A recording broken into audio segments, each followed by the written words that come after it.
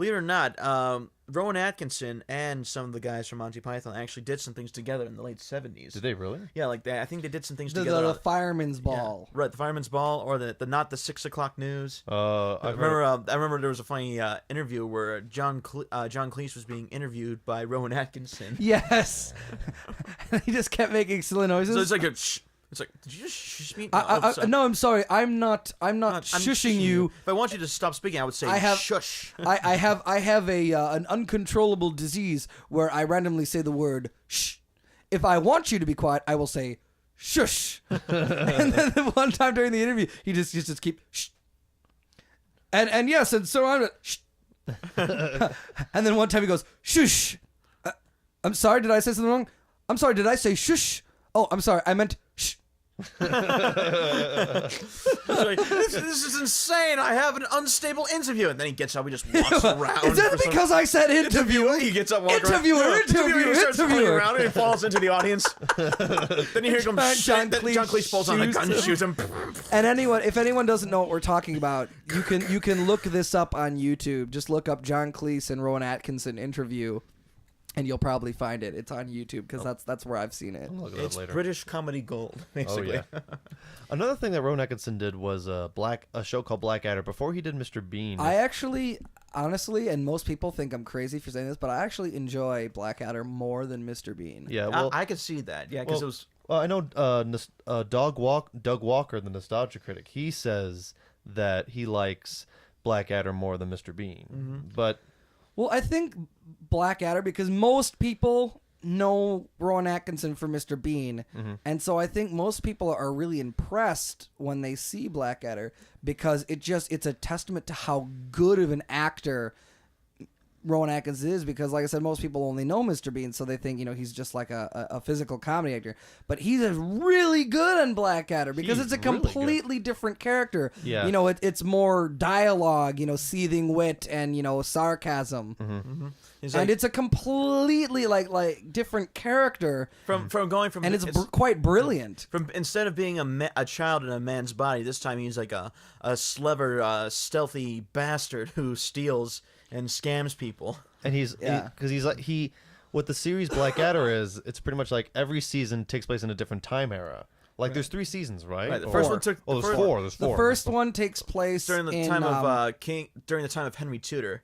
Yeah, it takes place during like the late Middle Ages. And the second one. The second one's during like the Elizabethan age, during the time of Elizabeth I. And then third one's during the time of King George, so during the 18th century. Yeah, early 1800s. And the fourth one's like World War I, yeah, okay. And he's a captain in the trenches of World War I on the Western Front. Right. And then I remember in 1999 they had a New Year's Eve special going into the next millennium. It was called Blackadder Goes Back and Forth. Really? So he goes back in time to like different parts of the age of Blackadder, even like back to like the Roman ages. You see him trying to get out of fighting of Rome's fighting against, I think, the Trojans. Yeah. And it goes to another one where he actually they go back to the time of the dinosaurs, and they scare off an approaching T-Rex by throwing Baldrick's trousers at him, his underwear at him. Yeah, I think my favorite season, because there is a quite noticeable difference between seasons 1 and 2. Oh, big, yeah. Because in season 1, he's actually kind of an idiot. Yeah. And then it's sort of like a pipsqueak idiot. Yeah, but it's not until season 2 that like Blackadder, as like most people know the character, becomes like the more seething wit, cunning. Yeah, because he's a really smart guy. Blackadder's a really smart. He's a smart character. He's an asshole. The problem is he is so much of the time he's a self-saboteur. Yeah, and sometimes that can get in the way. But my favorite thing is just like the dialogue in those shows was just so wonderful. I have a cunning plan, sir. It's like, yes, Baldrick. Think it's cunning enough to get you into the school of cunning? I mean, so some of my favorite quotes are from like I think is the first episode of season 2, the Elizabethan one, the Renaissance era, is where this girl pretends to be a boy and becomes his servant at his house, and then he starts falling in love with her because he doesn't know that it's actually a girl. which is why he has this strange attraction, but he thinks it's a boy, so he goes to see the wise woman, and there's like a lady at the girl's gate. All right, well, before you go see the wise woman, 2 things must ye know. Yes. Firstly, she is a woman. Okay. And secondly, she is wise. Oh, so you do know her then? No, it's just a wild stab in the dark. By the way, that's what you're going to be getting if you don't start being more helpful. I just love the end, like how she reveals to Blackadder that she really is a woman. It's like, so what is it that you're hiding? Well, opens up her shirt. Oh, thank God. Oh. I like the episode where they execute that one guy, the one woman's husband, and Yes. and they didn't know that she wanted to see him one more time before they Oh, execute he him. has to pretend, and he puts the bag on his head. Yeah. I don't understand. It's like He that person never used to wear a bag on his head. So what makes you think that she's going to think you're her husband just because you're wearing a bag on his head? The point is, cretins, that I will come up with a completely plausible excuse telling her that her husband has taken to wearing a bag. Oh, quite brilliant, my lord. Yes, it is brilliant. Now be quiet. I also found funny in that season where every time, whenever Blackadder would come in, Queen Elizabeth. Did you ever notice that whenever Blackadder would always come in to see Queen Elizabeth, she would always make like a squeaky noise, like like a like a squeaky noise every time he came in and stuff. blocking off the chimneys. There was one quote that Blackadder said that I loved. I can't remember exactly what it was. It was like, if I was I forgot what the quote was. I feel so bad. Look it up. I could, but What was the scenario? it was like they were telling jokes, and he was like, "Oh, if I were wearing this and this, my trousers would be breaking or something." I don't remember. It was in the second season though. I don't remember the quote. I feel so bad looking it up. I should remember. What is it? I'm sorry. The only reason I'm not laughing is because if I did laugh, I'm afraid my head would fall off. Is that the one? No, that wasn't. It wasn't that. It had something to do with his his suit. Oh. I don't remember. Well, another one of my favorite quotes is the last episode of season 2 where he and the Melchid get kidnapped. Well, let's find some way to pass the time, like they a kidnap pleasant word game. Okay, well then why don't you try to make a sentence with these words? Face sodding your shut. That's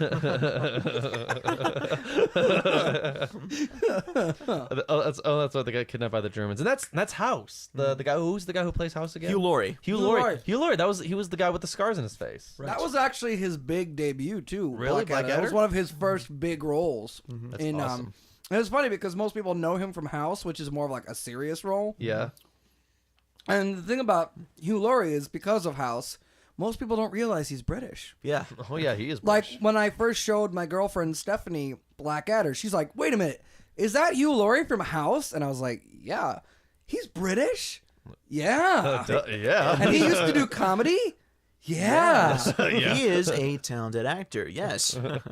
No, also, but yeah, I think that show also did have a lot of guest stars because there was one episode when I was watching Blackadder, in the episode where they go with that drunken pirate guy and they go right. and they're gone for a year because they accidentally go to Australia. Right. The guy who plays the drunken sailor captain dude, that's Tom Baker. He was one of the original Doctor Who actors. Oh, that's right. And that blew Tom me. Baker's also the narrator of Little Britain. Yes. That's, Britain. land of technological opportunity. Opened by the Queen in 1972. And we invented the cat. But that because I mean, because in Little Britain, he did say there was a time, there was a part in Little Britain when he was narrating. He was like, "You can look up other things like Doctor Who or Blackadder." That episode of Blackadder 2 I'm in. Yeah. But Well, is it? Wait, someone on the crew will know where we're going. I'm very sorry. What crew? I was under the impression that it was customary in the sailing, I think it was in the sailing community to have a crew to man your ship? Well, opinions are divided on the subject. How so? Everyone else say it is. I say it isn't. Are they like on a boat for a year? They go to Australia. They end up in like Africa. And then they end up being forced to drink their own urine. I remember. Yeah. And then like Actually, the captain started drinking it before the water supply ran out. He says he likes it. Remember they get back to the queen and they're about to present her a gift. There is this certain specific wine that we think you would enjoy, Your Majesty. Oh yes, this scent is very familiar. And I think you'll find that those are inexhaustible supplies. and because the captain ends up getting cooked, and he was supposed to fall in love with he was falling in love with Nursey. Yeah. Oh no, I can't believe it. Well, I think you'll find solace in this, Miss Nursey. He was only a second-rate captain, but a first-rate main course. Oh, because they cooked him and ate him. Yeah. Oh, cannibalism. Another one of my favorite things is his insults to Baldric. Oh, yeah. Poor Baldric. Oh, Baldric, shut up. He always punches him in the face and stuff. Baldric, I'm very busy right now and I can't be bothered to hit you. Will you please run into my fist? He runs into his fist. You ever see the Blackadder Christmas Carol? Yes. You see, like, after he has the dreams and he goes from being the good man to being the typical bastard Blackadder, Baldric notices that there's nothing in his stocking. It's like, oh, Mr. Blackadder, Father Christmas hasn't left anything in my stocking. Oh, don't worry, Baldric. I've got something for you in your stocking. What is it, sir? I got you a fist. And the best part about it is that you can use it over and over and over again. Now, what do you say, Baldric? He reaches in his stocking like he's going to get something out and then just pulls out. He's just got his fist. Thank you, Mr. B. But another one of the insults are, he goes to Baldric. Baldric, your brain is like the haddock fish beast of Aberdeen. In what way, Mr. B? It doesn't exist.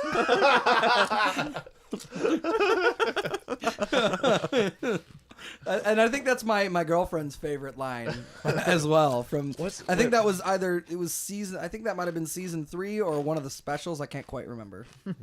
I'll look it up again. But you'd have to look it up. But that one has always been one of my favorites. And speaking of Tom Baker and speaking of Little Britain, I just started watching apparently Kevin, how long have you known Little Britain for?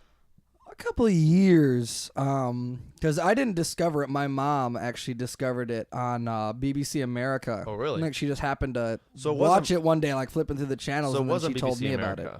Huh? So it was on BBC America. Back when it first aired, when it was first airing, it was on BBC America, and like I said, my mom had been flipping through the channels, and she just happened upon it, and she watched it, and it was really funny, so we bought the DVDs, and then that's how I got into it. Okay, and for those of you who don't know what Little Britain is this sketch comedy that came out like in the early 2000s. It's like Monty Python, but a little more, I don't know, how would you guys describe it? I don't.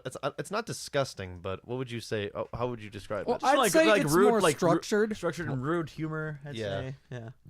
And a little bit random at times, I have to give it that. Yeah. Well, the thing that's different is that every episode has the same reoccurring characters. That is true, yeah. Whereas yeah, Monty Python was just like random skits, and they had some reoccurring characters. Like, like Mr. T.F. Gumby and... Yeah, but like they actually had like specific set segments. Yeah. And like the situations were always like similar, like the fat guy in the wheelchair who pretended that he couldn't walk, but then whenever the guy's back was turned, he'd run around naked or something. Like he'd like go on a horse and jump over a fence, or he'd go and beat up a group of thugs. So it's just a little bit more structured because every episode has the same reoccurring characters in similar scenarios. One thing I always find funny about that show in particular is that like those two guys will take any excuse to get naked on camera.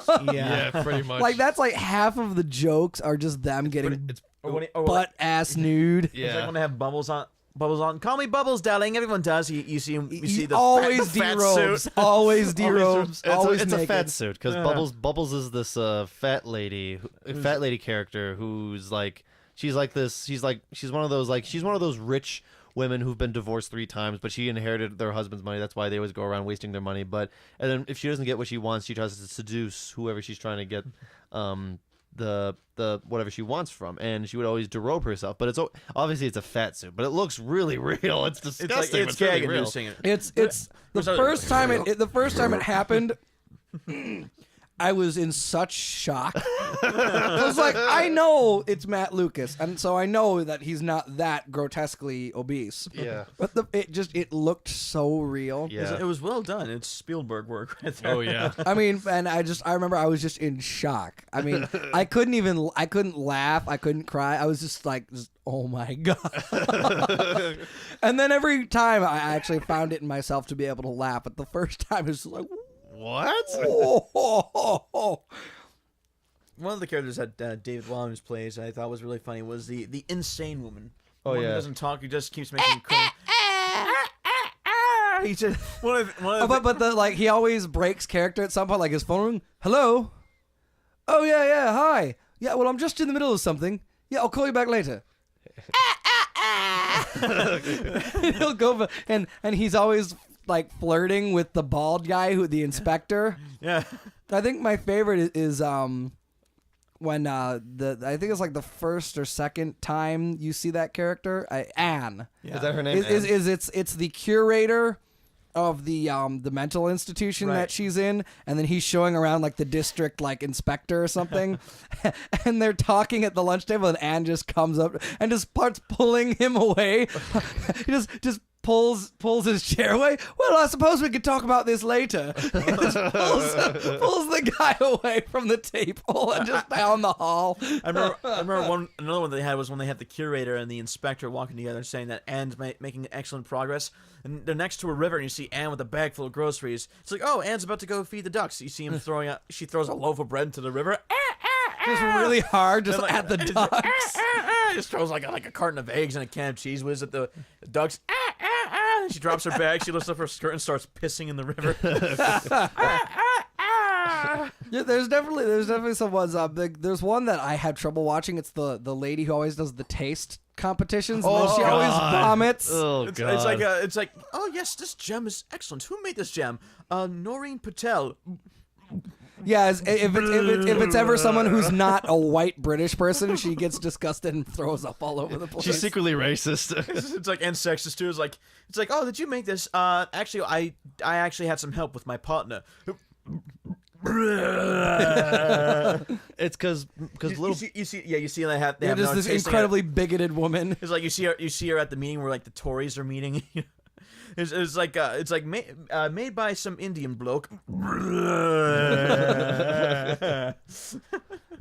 There's because Little Britain, it's pretty much a sketch comedy, and like you said, Kevin, in the pilot episode, they have a lot of reoccurring characters, and once in a while sometimes they'll have new stuff that happens only once, but then mostly it's just reoccurring characters. Yeah, speaking of the ones that my favorite one that they never continued, they only did one sketch, was the Russian babysitter. Oh yeah. Hello, I will sit your baby very well. And like he called, like they're like, all right, well, we're gonna leave now. They get right outside the door, phone rings. Hello, your baby is fine. He's doing okay. And then they oh, thank you. They hang up, walk down the ring. Hello, your baby is still fine. How about another one that Dave played when he plays the secretary at the bank or the travel agency? Oh yeah, It's like I could see if you can qualify for a £1,500 rebate. Oh, that'd be great. Thank you. Computer says no. And then she always just coughs in their face without. Wait a moment. What? I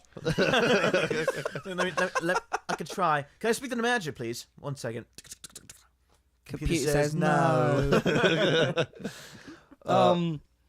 Another one that is the Scottish guy. Which Scott? Wait, which The Scottish hotel Oh owner. yeah, the really weird Oh, guy. this is wonderful soup. How'd you make it? Oh, you'd like to know my secrets? Have you ever heard of a fruit that is often mistaken for a vegetable? You mean a tomato? Yes. And he always pulls out the flute. Have you ever heard of such a mystical invention as butter? Yes, butter. Then ye know too much. He pulls out his flute. Like he always has like the little people like in the elf costumes yeah. that come out and do the dance. The little midgets while come out he of nowhere. plays like the flute. How about another one? Was the prime minister and his assistant. Oh, no. the gay And he gay gets assistant. naked in like every single skit. You see. I remember on I first saw it on Little Britain Live when he tries to do a trick after they're gonna have after the prime minister and his wife are having a trial separation, and he tries to cheer up the prime minister by stripping completely nude, and he tucks doing his like a junk between his dance. legs. He tucks his junk between his legs. He's like, "Look, Mr. Prime Minister, I'm a woman." And the audience is going crazy. They're all just like, yeah. and then Apparently, they love seeing them nude. Apparently, well, because Yeah, that's the thing is the two of them will take any opportunity to get naked on camera. It's okay if they do. Then it's like then you see like it's like the prime minister's trying to reach for something on the couch, but the assistant gets in the way, so it looks like It looks like the prime minister is the like, prime minister's doing a doggy style with the assistant. Then his wife and the Dalai Lama come in. Mr. Prime Minister, oh, David. It's like, oh, how embarrassing. Thumbs up. My favorite one is I think it's like the first or second one actually is when the prime minister's talking to like the foreign secretary. yeah. And then his assistant gets all jealous. He doesn't really love you. He's just using you for sex. And then he leaves. And then the prime minister looks at the foreign secretary. I do love you, Gregory. I know, Prime Minister. And then they kiss. I do love you, Gregory. There's so Matt Lucas does a great job of putting on like fat suits because naturally he has that disease where he has no hair, Right. and